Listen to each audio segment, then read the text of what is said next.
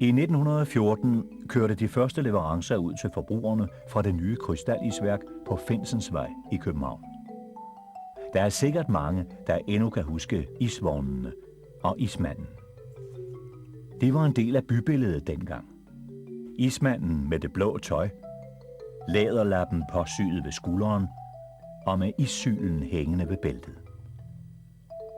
I mere end 50 år leverede han hele, halve og kvarte isblokke til hospitaler, mejerier, restauranter, slagtere, bagere og mange andre. Så, Claus. Det er så, hvad Frederiksberg Stadsarkiv har om krystallisværket. Tak skal du have. Værsgo, god fornøjelse. Tak skal du have. Ja, min mormor startede på krystallisværket og var i en årrække prokurist på krystallisværket, hvorefter hun blev kontorchef. Lige omkring ved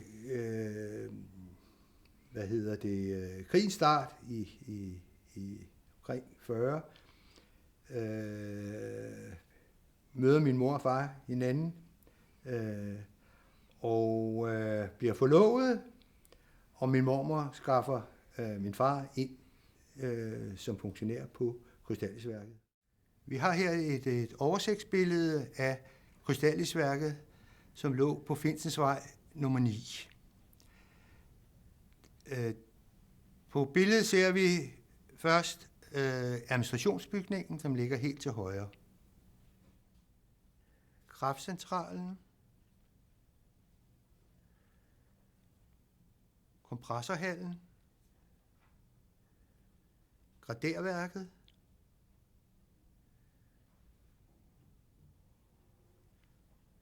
generatorhallen, lagerbygninger.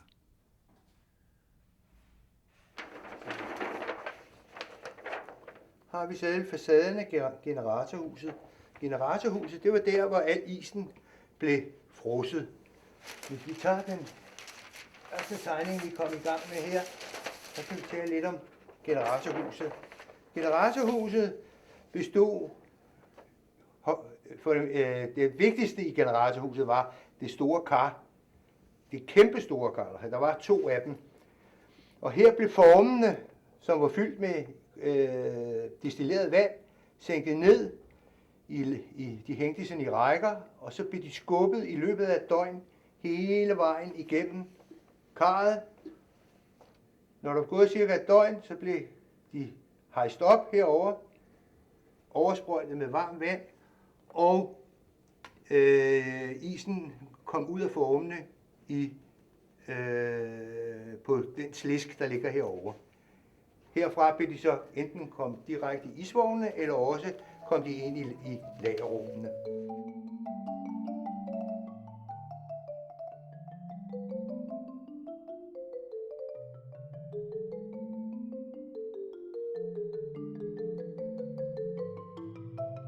Vi er nu på Carlsberg-arkiverne, og vi har fået lov at gennemgå de gamle bøger omkring krystallisværket.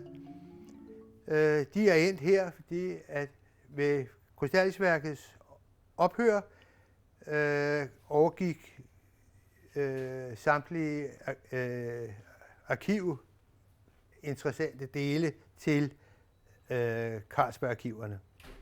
Og den første bog, jeg har fat i her, er bogen over alle de gamle funktionærer, der har været ansat på krystallisværket. Min far han blev ansat som kørselsleder, og det vil sige, at han havde ansvaret for alt, hvad der hed kørsel på krystallisværket.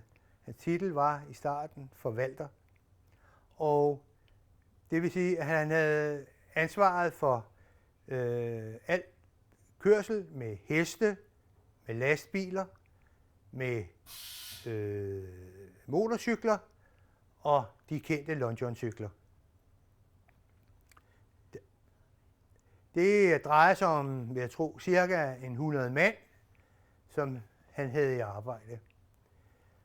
Da vi havde funktionærbolig på selve fabrikken, betød det også, at min far næsten altid var på arbejde.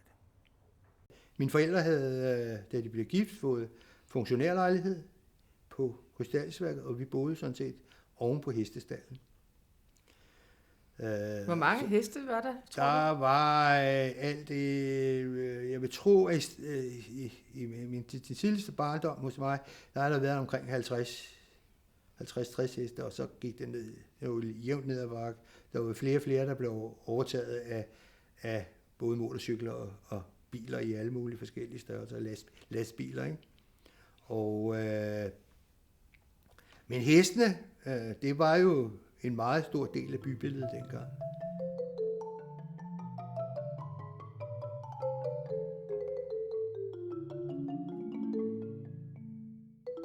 Det var jo en spændende sted at vokse op som børn. Jeg havde jo en bror, eller har en bror og en lille søster, og vi havde jo en kæmpestor legeplads. Om dagen måtte vi jo sådan kun være nede bagved, men så snart krystallisværket lukkede, så havde vi jo faktisk hele krystallisværket som legeplads. Et andet sted, som vi også havde en spændende tid, det var nede hos cykelsmedene. Der var jo ansat 2 cykelsmede på 1 eller 2 cykelsmede på krystallisværket, og til at vedligeholde alle Longyearbycyklerne. Og, hvor mange siger du, der var af dem? Ja, men der har jo været et sted mellem 100 og 150 Longyearbycykler. De var opmagasineret i en stor bølgeblinksbygning, næsten ud mod Finsensvej, og på den anden side lå et stort cykelværksted. Og der kom min bror tit og jeg, og bare sad og kiggede på, at de samlede cykler. Det var meget spændende.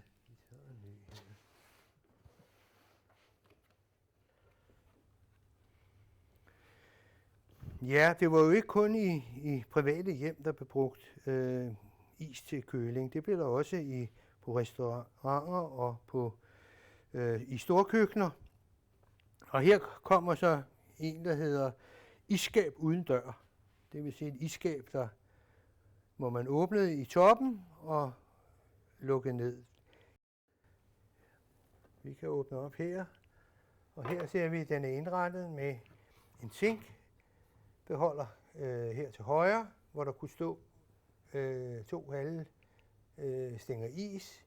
Den var til at pille. Når isen var smeltet, var den til at pille op, sådan så at man kunne hælde vandet fra den. Det smeltede vand. Og i den anden side var der en kurv. Op til flere kurve kunne der være her, som man kunne sætte i forskellige højder, hvor madvarerne kunne anbringes. Det var låget på igen. Ja, Fagenes fest, det var jo en stor dag for mange fabrikker. Ude på Østerbro Stadion blev der afholdt Fagenes fest. Og her var det var de olympiske lege for alle dem, der arbejdede på de forskellige fabrikker rundt omkring. Og der var konkurrencer, man løb, og man havde tovtrækning, og der var mange festlige ting. Og der var blandt andet den fantastiske indmarch, hvor alle i bedste olympiske stil marcherede ind. Og der havde de forskellige fabrikker jo sådan som regel en vogn eller et eller andet, der symboliserede fabrikken. Og der var der jo, havde isværket jo fået hvert år fået en konditor til at udhugge store isfigurer ud af krystal. Man havde støbt nogle særligt store blokke, og de vandt faktisk altid, så vidt jeg husker, altid indmarchen. Det flotteste, jeg kan huske, det var, da man havde bygget eller hugget i is et vikingskib ud og sat det op på en lastbil. Det var helt fantastisk. Den 30. september 1964 stoppede krystallisværket sin produktion af krystallis. De termostatstyrede elektriske køleskabe med Danfoss-kompressorer var blevet hver mands eje og havde fordrevet krystalisen fra markedet. En mindre produktion af demineraliseret vand foregik dog indtil april 1967. Men så var det også uigenkaldeligt slut på det eventyr. Krystallisværket var ejet af de Forenede Bryggerier og Carlsberg i fællesskab. Og alle